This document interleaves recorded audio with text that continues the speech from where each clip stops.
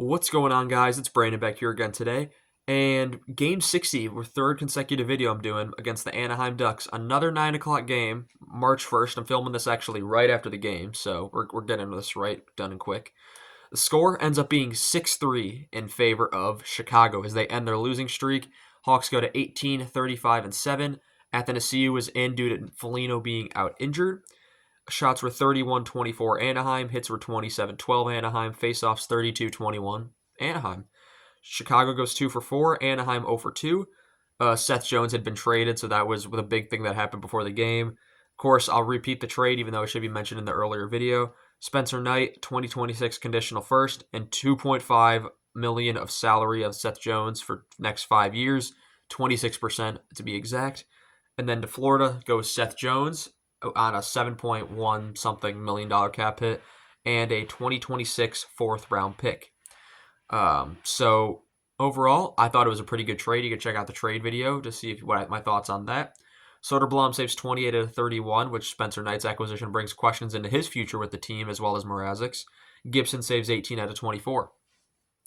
First period at 10:37, Chicago and Anaheim both take penalties. It's Doc and Johnston, both for roughing. And Anaheim gets the extra penalty, Johnston for roughing, which would be served by McTavish. That's killed off. 5:01, Chicago penalty to Doc. That's his second penalty of the game, and that's for tripping as well. That's killed. Second period, there's a minor scrum early, and 19:03, Chicago and Anaheim penalties. It's once again Murphy and Vetrano. They each get 4 minutes, 2 for roughing, 2 for cross-checking, but it stays 5-on-5. Athanasiou has a break that's saved. Athanasiou is saved again. The Hawks are pressuring, and the floodgates finally break at 12-12. It's a goal from Wyatt Kaiser, second of the season from Teravainen and Mikheyev. He's back in the lineup with Seth Jones being traded. It's 1-0 Hawks. Less than a minute later, the Hawks do a Hawk special. They allow a goal right after. 11:27, it's an Anaheim goal to Leo Carlsson with his 12th of the season from Vetrano to make it 1-1. 11:09, Anaheim takes a penalty. It's Hellison for cross-checking, and the Hawks score on the power play. 9:36, it's a power play stuff from Pat Maroon with his 4th of the season from Reichel and Martinez. It's a 2-1 game.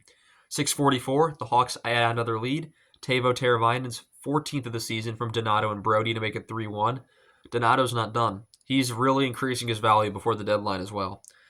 5:19, however, a minute and a half after the Hawks made it 3-1, Anaheim gets a rebound goal from Jackson Lacombe, the young defenseman, who's looked really good and I really like. That's his 11th of the season. Is he a defenseman? Pretty sure he was a defenseman. 11th of the season from Strome and Vetrano to make it 3-2. Mikheyev is saved near the end of the period, and we go to the third, where at 17:18 is a Chicago penalty to Doc, who takes his 3rd penalty of the game for cross-checking, which is killed. Trouba hits Slaggert late, and that causes a ruckus. 15:07, it's a Hawks get a 3-on-0, and Lucas Reichel ends up getting the breakaway goal with his 6th of the season from Martinez and Smith to make it 4-2. 12:56 then, Anaheim penalty to Killorn for tripping. And behind the play as well, they take another penalty at 12:56. It's Gudis for cross-checking, which is killed, so it's a 5-on-3 for 2 full minutes. Leeson is saved point blank, but at 12:20, that was shorthanded as well. That can't have been shorthanded. No way. Anyway, 5-on-3 power play goal, and it's a stuff once again from Ryan Donato, who scores his 20th goal of the season. I believe that's the second time in his career he scored 20. His first season with Seattle, I believe, was the other. That's from Bertuzzi and Vlasic to make it 5-2. The Anaheim kills the rest of the penalty off. Smith is hurt as Killorn comes out of the box and puts an elbow to his head, so he leaves the game. So I don't know who's getting called up next. We have half of Rockford on the team already. Gudis tries to trip Bedard, and he does trip Athanasiou, but there's no call because he was trying to get back onside and it wasn't intentional.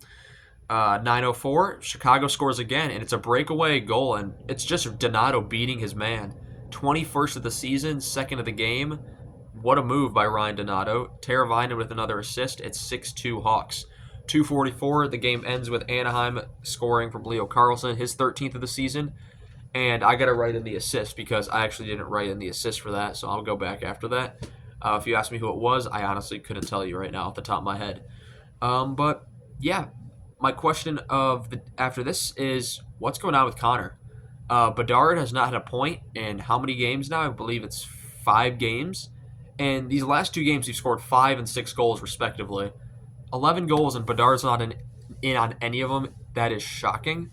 That's unheard of with this Hawks team. So maybe with the change of roster, maybe Seth Jones was kind of just hogging him down, making him feel responsible. Like he's got to carry the team on his back, and he's trying too hard. He's gripping his stick too tight, and he's just not making the right plays. Hopefully, this is maybe the pressure kind of getting off of his shoulders.